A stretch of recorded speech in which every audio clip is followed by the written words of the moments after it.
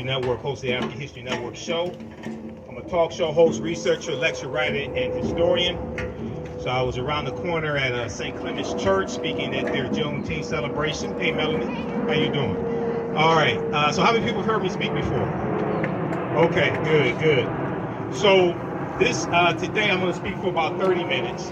And what I want to do is I want to speak really for about 20 minutes, and then I want to open up for questions and answers if I can, because understanding the learning process, oftentimes we learn more from answering questions than just listening. So I want to engage the audience as well. So Crystal contacted me, and she wanted me to talk some about the history of Juneteenth, which I've been doing all week. And also we're going to talk, connect this to the transatlantic slave trade as well, because all of this history is connected. Okay, so I've done a number of media interviews this week dealing with Juneteenth, and I was on the Tammy Mack show on Fox Business Soul, the streaming service, on Wednesday, and we were talking about Juneteenth as a federal holiday. Now, is that a good thing or bad thing? And when I teach about Juneteenth, and I have a 2.5-hour lecture dealing with the real history of Juneteenth. So my table is going to be set up over here. Be sure to come support the African History Network, because that helps finance what I do and helps me stay independent as much as possible and keep the bills paid and the lights on. Okay, that's where the money comes from. When I talk about the history of Juneteenth, even though it's a federal holiday, and that's a good thing, there's a lot of misinformation floating around about the history of Juneteenth. And I saw a lot of misinformation last year in the media, so I want to try to correct some of that history. So, some of that misinformation. So June 19th, 1865, what we celebrate is Juneteenth. Sometimes it was called Jubilee Day. Sometimes it was called Emancipation Day. That commemorates June 19th, 1865, when Major General Gordon Granger goes into Galveston, Texas. He arrives at the beach in Texas the day before with about 2,000 Union troops, okay? And they're there to enforce what's known as General Order Number 3, which is enforcing the Emancipation Proclamation, but also, and maybe even more importantly, to take back physical control of the state of Texas, because Texas seceded from the Union during the Civil War. Texas was part of the Confederacy. So it took a military force to take control of Texas and bring it back under Union control. That's what he was there to do. And he also delivered General Order Number 3, which basically said, and I'm not going to read the whole thing, but it basically said that the enslaved Africans there in Texas, there were about 250,000 of them, that they were free based upon the Emancipation Proclamation, and that they should stay on the plantations and negotiate wages with their former slave owners. Okay, now there's a few problems with the way this history is presented. Number one, now let me do my disclaimer. If you've heard me speak before, you know I say this disclaimer. I may say some things that are outside the circumference of your own awareness. Just because you never heard them before, disagree with them, does not mean that they're not true. It just means you may have to do some research to understand what I'm talking about. So first of all, we were taught, most of us were taught in school, that the Emancipation Proclamation freed the slaves. Okay, however, who has ever read the Emancipation Proclamation? It's at archives.gov, which is the U.S. National Archives. I spent a lot of time doing research at archives.gov. It's at loc.gov, which is the Library of Congress website. They have all types of historical information and documents there. I do a lot of research at loc.gov. Who's ever read the Emancipation Proclamation? Okay, now how many of us were taught in school the Emancipation Proclamation freed the slaves? Okay, now how many of us know that's false, that the Emancipation Proclamation did not free the slaves? Okay, now if you read it, this is why I tell people, see, proper documentation ends all conversation. You don't have to believe a word that I say. Go research this for yourself. If we read the U.S. Constitution, if we read the Emancipation Proclamation, if we read the Declaration of Independence, if we read the 1964 Civil Rights Act, then a lot of this stuff we will understand, because unfortunately many African Americans don't understand history, don't understand law, and most Americans don't understand history, don't understand law, don't understand the Constitution either. The Emancipation Proclamation was a military strategy that Abraham Lincoln used to bring the South back into the Union. The goal was not to free the slaves. Lincoln was trying to keep the Union together. It was the preliminary Emancipation Proclamation was issued September 22nd, 1862, the year before. How many people know this? And how many people know? Raise your hand if you knew this. Okay. What it stated was the territories or states in rebellion that seceded from the Union and were part of the Confederate States of America, what we call the Confederacy. It stated that they had until January 1st, 1863 to come back into the Union. Otherwise, their slaves were going to be set free, because their slaves were their greatest resource that they had. They were the foundation of their wealth. When you read the statements of secession from like Mississippi and Texas and Alabama, things like this, they talked about how central to their way of life and their wealth their African slaves were. So they didn't come back into the Union. So he issues the Emancipation Proclamation January 1st, 1863. The problem is that Lincoln, and this was an executive order, the problem is Lincoln had no authority to tell the Confederacy to do anything, because they seceded from the Union. They set up their own government. They set up their own constitution. They set up their own monetary system. That'd be like Great Britain telling the United States that separates, and you had the American Revolutionary War, 1775, 1783, Declaration of Independence, July 4th, 1776, all of this. That's like Great Britain ordering the U.S. to do something. It's like, wait a second. This is our own sovereign government. You can't tell us to do anything. So they had no authority to do it. Now, it also, the Emancipation Proclamation also stated that the border states, it didn't apply to the border states. So Maryland, Missouri, Kentucky, and Delaware were states that stayed loyal to the Union. They were allowed to keep their slaves. Okay? When you study Maryland, Maryland did not free its slaves till November 1st, 1864. That's almost 2 years after the Emancipation Proclamation. So, like this morning, I was getting ready to speak around the corner at St. Clement's Church, and then come over here. I was watching MSNBC, Ali Velshi show, and they're talking about Juneteenth, and they said the Emancipation Proclamation freed the slaves, and this, and they said, oh, the black people in Galveston, Texas, found out 2.5 years later. And I'm sitting there, and I know it's Sunday morning, but I was cussing at the TV. I can't lie. I'm sitting there, and I'm like, who did the historical research for this? This is false. Okay? So, I don't want people to misunderstand me. I'm all for celebrating Juneteenth. But when we come together and celebrate Juneteenth, we have to correct the history of Juneteenth, and we have to protect the history of Juneteenth. We also have to protect it and make sure white corporations don't pimp Juneteenth. Okay? So we have to have enough respect for ourselves to go after them when they try to pimp Juneteenth as well. Okay, so one, the Emancipation Proclamation did not free the slaves. It's going to lead to slavery ending. Okay, and what happens is as the Union troops go throughout these Confederate territories, they're taking back control of these territories. But it takes military force to do this. Now, it's going to be the 13th Amendment. It's going to be the 13th Amendment. Yeah, let me have water, brother. Thank you. It's going to be the 13th Amendment, which is ratified December 6, 1865, which is going to legally end slavery, chattel slavery in this country. And that amends the U.S. Constitution, because the U.S. Constitution sanctions slavery. Article 4, Section 2 of the U.S. Constitution laid the foundation for the Fugitive Slave Act of 1793 and the Fugitive Slave Act of 1850. We know Article 1, Section 2, Clause 3 of the U.S. Constitution, what people call a three-fifths compromise, which is really misunderstood. It did not say we're three-fifths of a human being. It was, anybody ever read the U.S. Constitution? Raise your hand. Is there anybody ever read the U.S. Constitution? Yes, we all should read the U.S. Constitution, because it's directly related to law today. If we understood the U.S. Constitution, we understood law, we could flip all this stuff overnight.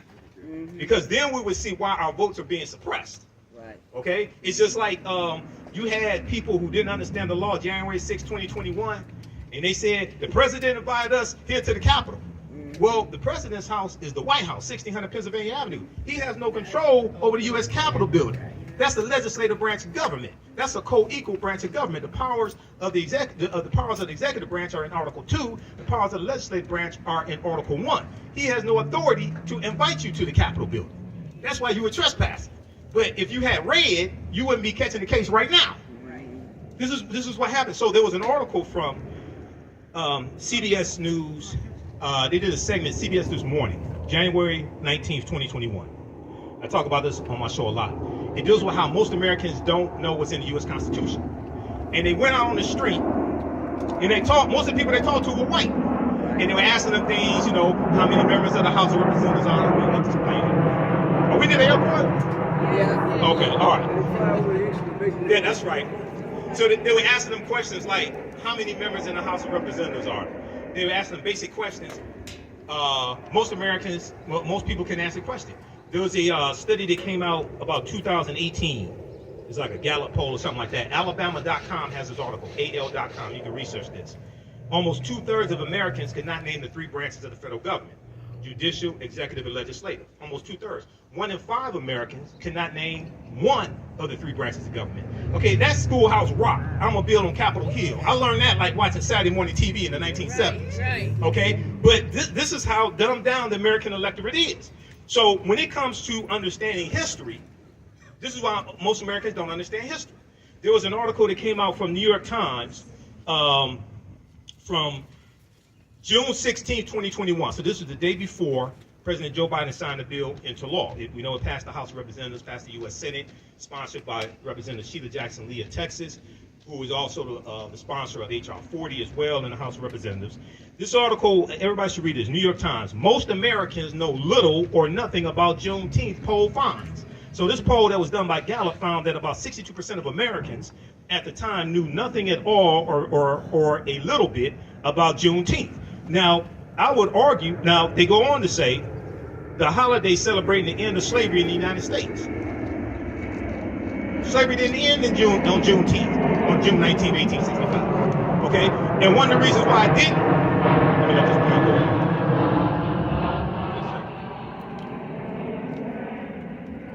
One of the reasons why slavery didn't end then is because some of the slave owners in Texas, not just Galveston, but some of the slave owners in Texas somehow kept the word away from their slaves or didn't abide by it if they got the word and kept them enslaved for an additional year.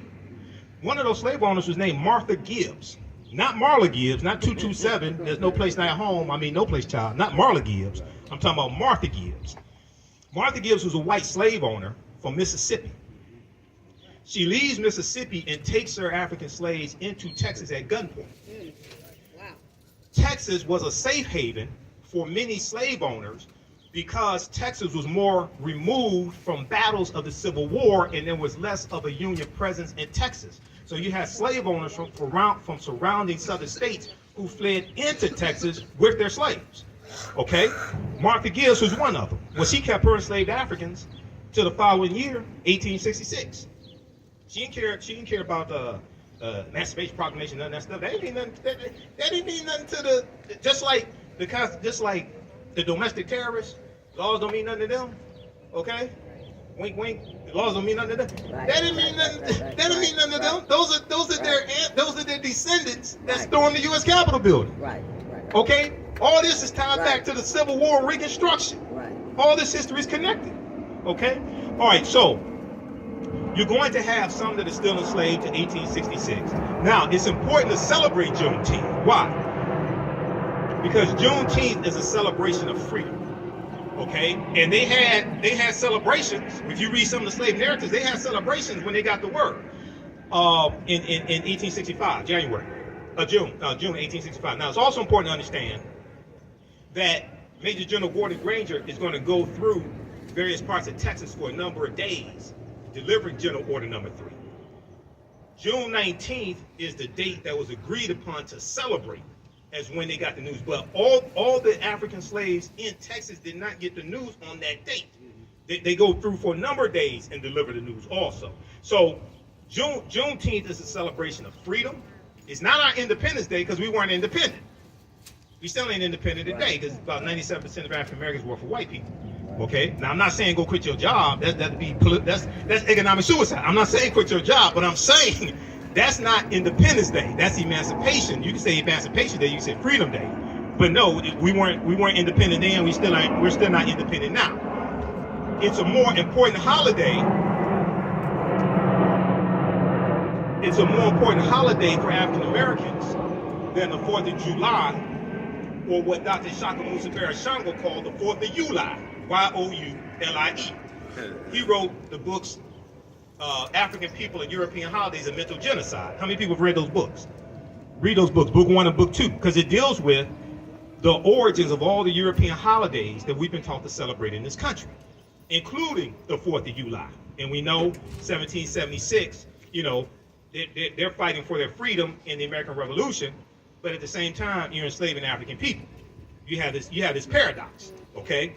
All right, so, let me check on time. All right, so there are 4 components that have to be incorporated. When I teach about Juneteenth in the interviews, media interviews I did, and also Ken Coleman interviewed me for Bridge Detroit. He did an article that came out Friday, I think it was, dealing with Juneteenth. He interviewed me for that, bridgedetroit.com. There are 4 components that I think have to be incorporated into any of these Juneteenth celebrations, which we should have, because usually I'm in Atlanta for their 3-day Juneteenth parade and music festival. I'm usually speaking there, and I'm a vendor. They have thousands of people that come through. They have at least 100 vendors each year, 100 black vendors, Caribbean vendors, African vendors, things like this. One, we have to incorporate history. We have to teach the real history of Juneteenth, what it was not. Teach the history of the Civil War and why the Civil War happened, okay? Because they're trying to keep the Union together. South Carolina was the first state to secede from the Union December 20th, 1865, about 6 weeks after Abraham Lincoln becomes president-elect for the newly formed Republican Party. Because the Republican Party wasn't founded in 1854, okay? Somebody called into my show. He tried to be a wise guy. He called into my show a couple weeks ago. He said, which political party owes reparations to black people? I said, well, you do realize for the majority of the time slavery existed in this country, you didn't have a Democratic or Republican Party. Because the Democratic Party wasn't founded in 1828. They were called Jacksonian Democrats, named after President Andrew Jackson. Republican Party was founded in 1854 as a backlash to the Kansas-Nebraska Act, because they were it was a backlash to the spread of slavery in the Kansas and Nebraska territories. So the majority of the time that you have slavery in the history of this country, you don't have a Republican or a Democratic Party. And many of the founding fathers, even though they may have been slave owners, many of them were against political parties because they thought it caused division in the country. So you're talking about reparations largely coming from the federal government, okay, regardless of political party. But you have to have a historical component to correct the history, protect the history, and deal with the real history of the Civil War, Juneteenth, and the Reconstruction Era. Reconstruction is extremely important, 1865 to 1877. The Reconstruction Era is taught very little in our schools, K through 12. There was a article from Time magazine, time.com, January 12, 2022, 6 days after the January 6th insurrection, which was the insurrection was a continuation of the Civil War and the political violence that brought about an end to Reconstruction. A new report finds that 45 states are failing to teach students about the period that shaped race relations after the Civil War. They're talking about Reconstruction.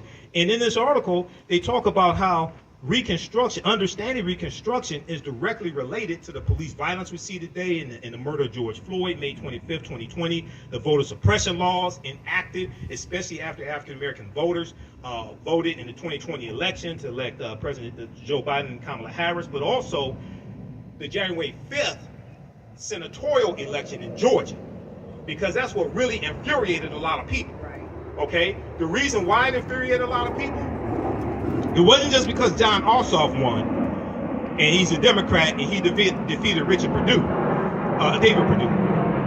This speaker is at the flyover. It's because Senator Reverend Raphael Warnock defeated Kelly Loeffler, and he became the first U.S. Senator from Georgia. People don't understand how monumental that was, what he did. What he did was beat the system. What I mean by beat the system, I'm not talking about the mail-in ballot system that Republicans voted into office in 2005 in Georgia. I'm talking about the 1963 law in Georgia championed by Denmark Groover, who was a segregationist Democrat in the state legislature in Georgia, which is why you have the runoff election law today in Georgia. That goes back to him, because they were trying to keep African Americans from having statewide power in Georgia. So to keep them from winning a statewide election, like senator, like governor, secretary of state. The reason why they did that was because in the primary election, if all the African Americans threw their votes behind one African American candidate, and then you had 2 or 3 or 4 white candidates, well, then the African-American candidate could win.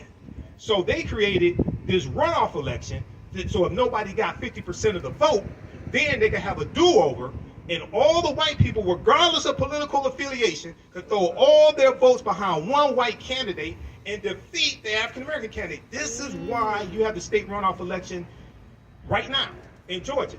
Well, what Reverend Raphael Warnock did, and Stacey Abrams, and the New Georgia Project, and St. Ufa, and all the activists, they beat the system. This infuriated the white supremacists because they said this is not supposed to happen. So what does Georgia do? Then they passed Senate Bill 202 to change the laws, and then Republicans wanted to repeal the same absentee ballot law that they voted in the law in 2005. Because what happened was we started learning the law, so we used the mail-in ballot law to our advantage and beat them in the system that they created. They said, "Oh no, now it's all of a sudden now it's all this fraud. It's a whole big problem. Right. You used it for 15 years to vote your people into office. Now we learn the law. Now all of a sudden you want to change the law." Okay, so this is much bigger than just one election. This is just much bigger than just one person. This is actually understanding fighting against a system of white supremacy and racism. So read this article from time.com. And Juneteenth also connects us to the transatlantic slave trade, or the Great Ma'afa, as Dr. Marimba Ani calls it, who wrote the book Yurugu, an African-centered critique of European cultural thought and behavior. The Ma'afa is a Kiswahili term, which means the great disaster, refers to our Holocaust, the transatlantic slave trade. Because our Holocaust is different than other people's Holocaust. I don't have a problem with talking about other people's Holocaust. We can talk about the Holocaust of Jews. Now, when we talk about the Holocaust of Jews, you also have to talk about the killing of 50,000 Afro-Germans. Because Hitler also killed 50,000 Afro-Germans. Somehow that gets left out of the conversation. January 27th is the National Day of Remembrance of the Jewish Holocaust, okay? And it's January 27th because it was January 27th, 1945, I think it was, when the Soviet troops go into Poland and liberate the Holocaust survivors from the Auschwitz concentration camps, Auschwitz 1, 2, and 3. That's why it's on January 27th. So I was reading articles from Associated Press. I was reading coverage about the National Day of Remembrance of the Holocaust, January 27th. I'm like, why don't y'all talk about the Afro-Germans who were killed? That's part of the Holocaust also. We totally get left out of that conversation. But if we don't understand that history, we don't understand how to interject ourselves into that history. So Juneteenth also connects us to the transatlantic slave trade, which we see starts formally, most sources say 1441, with Anton Gonzalez going into present-day Mauritania, capturing about 12 Africans. But we know there's historical events that lead up to that happening. It doesn't just fall out of the sky. This goes back to the conflicts and the wars that the African Moors are having in Europe with Europeans. And the Moors intermixing into European society and losing control of various areas that they control, like Al-Andalus in the southern portion of Spain. And we see this backlash. Now the Moors are taking the teachings from ancient Kemet, ancient Egypt, the Nile Valley region of Africa, into Europe. They bring Europe out of the Dark Ages. These teachings saved Europe. If it had not been for the Moors, Europe probably would have been totally devastated by the Black Death, the bubonic plague. It hits in 1347 to 1400. Europe loses between 1/4 to 1/3 of the population. Estimates of somewhere between 25 million to 75 million people. But the Moors introduced science. They introduced new types of nautical instruments. They introduced the periodic tables. They introduced something they call alchemy. Today we call it chemistry. Al is the Arabic prefix. Algebra, alcohol, alchemy, things like this. They're introducing different types of surgical instruments. They're creating standards for physicians to pass, okay? The University of Salamanca in Spain, which is built by African, Moors, and Arabs, about 1285 AD, okay? So they're introducing, in a lot of the early universities in Europe, a lot of those professors are going to be Moors. So all these things that we taught Europeans, came back to kick us in behind. Moors are going to introduce cotton and sugar.